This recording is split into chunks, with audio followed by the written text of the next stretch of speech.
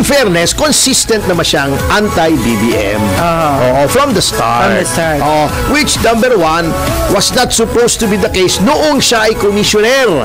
Yes. Kasi, kung commissioner ka, dapat impartial ka. So, mali na yun.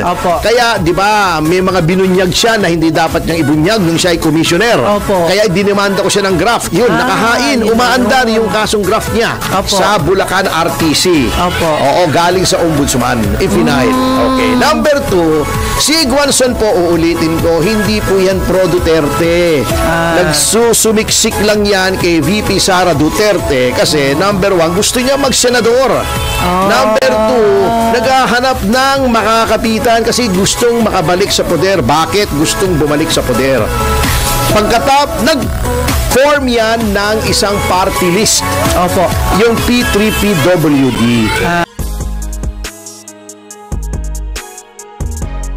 Di umano para sa mga disabled. Nagbaston pa nga siya eh. Di ba? Para kunyari, disabled siya. Hindi naman siya lagi nakabaston, nakakapaglakad naman ng maayos. Di ba sa video ba nakabaston siya? Wala. Yun ang sinasabi ko. Pagkunwari. Okay, anong ginawa niya? Since hindi siya pwedeng maging nominee ng party list for the 2022 election. I'm sorry, 2025 elections, di ba? 2022 yata, 2022 tama, party list. Siya ay hindi muna nagpatala bilang nominee. May nilagay siyang kumbaga sa tinatawag na sa in common parlance ay placeholder. Yung panaghibutas. Ang ginawa niya, the moment na tapos na yung kanyang disability to hold another public office after retiring. Kasi dumaan sa COMELEC yung P3PWD. Tinanggal niya yung tatlong nominee, nilagay niya yung sarili niya as first nominee, lampas sa oras na itinatakda ng batas. Kumbaga sa kuwan, backdoor. Gusto pala niyang maging congresswoman, finorm niya yung party list habang siya ay commissioner. Ngayon natapos na yung term niya, ipinapalit niya yung sarili niya dun sa first nominee. Nanumpa na kasi nanalo na yung party list noong 2022. Sabi ko, hindi pwede yan. Yan ay labag sa batas. Pumunta kami sa Korte Suprema. Na-TRO siya ng Korte Suprema. Kaya hindi siya nakaupo. Kaya galit na galit sa akin yan Na-TRO siya. And then, nung hinatulan na yung kaso, sinabi ng Korte Suprema, mali ang ginawa ni Guanzon. Labag sa batas. Parang pandaraya kumbaga, yung ginawa niya. Pandaraya talaga. Kasi yung parang minaniobra niya, ginigame niya o minamaniobra niya o minamanipula niya yung party list system. Kaya sinabi, hindi pwede yung ginawa niyang pag-substitute. Yan ay labag sa batas. Yung tatlo, totoong PWD. Hindi ko alam, hindi ko kilala Wala namang pruweba. Anyway, ang issue nga rito, nagtangka siyang lumabag sa batas, nagmanipula ng party list system. Kaya hindi siya pinaupo ng Korte Suprema. Yan, okay. Yan ang isa dyan, Pang-apat, katulad ng sinabi ko kahapon ba yun? Yung Duterte Youth, dahil nga anti-Duterte siya, pinklawan yan Ang una nag-appoint dyan as mayor ng Cadiz ay si Cory Aquino. Aquino, tao ng Aquino yan Sasabihin ko sana Aquino boy, kaya lang babae naman Kaya lang sabi nila boy daw, wala na tayong pakialam doon. Anyway, okay. Yung Duterte Youth, ginawa niya ang lahat sa kanyang kapangyarihan bilang commissioner para hindi makaupo yung nominee ng Duterte Youth noong 2016. Muntik pang makunan yung asawa, yung si Jessiel ba yun? Jessiel Cardema, asawa ni Ronald Cardema. Kasi sa stress, kasi nga ayaw niyang paupuin. Eventually, sa tulong ng mga abogado, kasama na ako roon, napaupo na rin twice yung asawa ni Ronald Cardema, and later on, next time nanalo ulit yung kapatid naman niya, si Drixie. Okay. And then, itong 2025, nanalo rin. 3 seats, 2.3 million votes.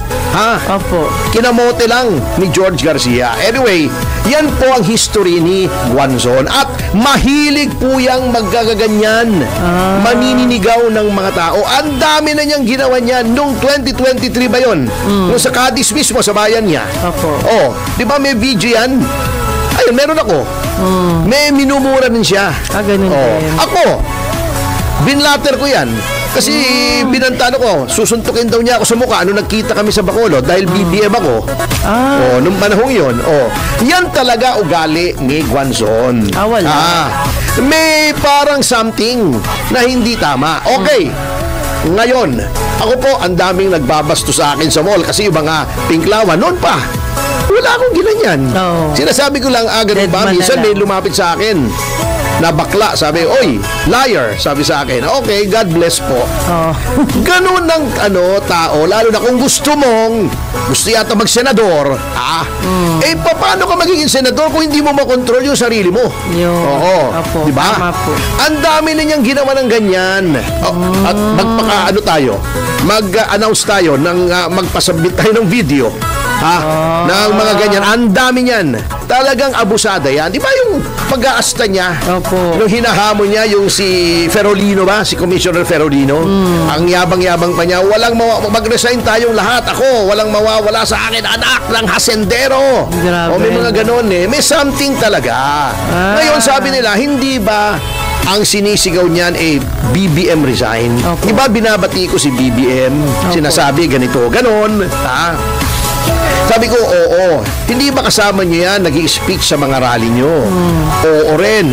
Pero hindi po ko ipokrito.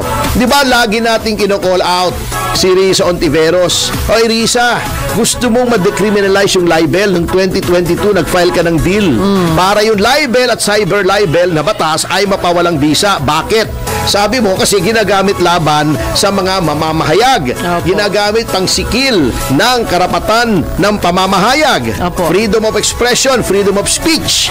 Hindi dapat ganyan na nakaklag o napupuno yung mga korte ng walang kwentang mga libel suits. Bago tapos ididemanda mo ako ng libel at cyber libel. Oo. Diba, tinatawag natin sila hypocrite o tinasabi natin, bakit pagkalaban nila? Mali. By the same standard, mamaya i-discuss natin yan, ha? Opo. By the same standard, pagkakampi nila, tama. Same naman ang ginagawa. Di ba, hypocrisy yun? Opo. Bakit gagawin natin yung same thing, yung hypocrisy, just because kakampi natin si Guanzon, hindi na natin ikikriticize. Kung mali yung ginagawa niya, kung mali, kasama, kay kalaban, mali. Oo. Mali. Kung tama. Katulad ng sinabi ni Jimmy Bondok, very good example. Sabi niya, mali yung ginagawa kay Bato ng ICC. Ngayon, kung tapos na ang term ni Marcos, ni Remulla, kag may ginawang ganyan, laban kay Marcos, laban kung kanino man sa kanila, at ICC rin, tututulan din niya. Opo. Kasi pag mali. Pag yun. tama. Kahit kanino tumama, kahit sinong gumawa, pag mali. Overreacting po yun. Sinabi sa'yo, wala ka bang pambili? Di sabihin mo, di sagutin mo. Pero hindi yung magwawala ka. Ang haba. Pinahaba niya May Gucci pa. Kung ano man yun, ikaw ang dating public official. Kung baga, di ba may sinasabi tayo minsan, ikaw ang nakakaintindi. Opo. Di ba? Opo. Ikaw nga ang matanda hindi sabihin, matanda, madaling magalit. Ikaw nga dapat may wisdom ka, may experience ka, di ba ga? Opo. O dapat ikaw ang magtiyaga. Talagang may problema, panoorin nyo yung video. Ngayon sabihin nyo sa akin, walang tama yung taong yun. Walang diferensya. Sige.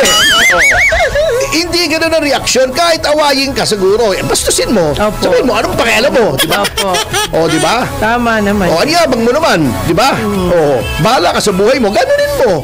Pero sabihin mo, may Gucci ka ba? May Rolex ka ba? Bago yung dinidemanda niya ng unjust vexation. Lahat ng makalaban niya, dinidemanda niya unjust vexation. Yan ang paborito niya eh. Oo. Paano mo pagtatanggol yung ganyang tao? Oo.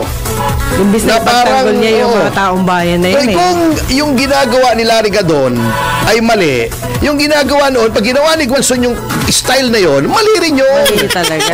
Hindi pwedeng tama yun dahil si Guanzon siya, dahil kasama namin sa rally. Dahil pareho kami nagsasabi na BBM resign. Tama. Pag kahit anong gawin niya. Mali talaga. Kita mo si GMA, yung mga ampatuan, kakampi niya yun. Opo. Nung nasangkot sa massacre, di ba, in-expel sa Lakas CMD. NUCD pala. CMD nga. Lakas CMD. Yan, di ba? Tinanggal niya. Kapartido niya yung mga ampatuan. Nakapatay ng maraming tao kakampi niya yun. Ganun po yun. Kakampi niya yun? Nakalungkot naman. Hindi, kakampi niya sa partido. Yung mga ampatuan. Kasama niya sa Lakas CMD. Muntik na akong mapasama dun. Nung sa Lakas CMD? Hindi, sa patuan yung massacre.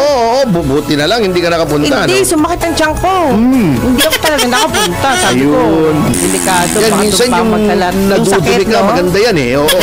Sabi nila minsan, nakakasave ng buhay.